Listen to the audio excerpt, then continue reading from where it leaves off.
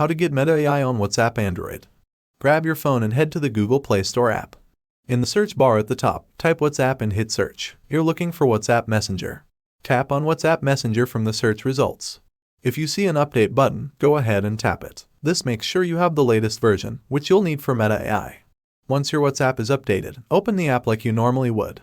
Pick any chat you want to test this out in. You can open an existing conversation or start a new one. Just tap on a contact or group. In the chat, type at Meta AI without the quotes, just like you're mentioning someone in a message. After typing at Meta AI, you should see a little pop-up or suggestion for Meta AI. Tap on it. This adds Meta AI to your chat so you can start using it.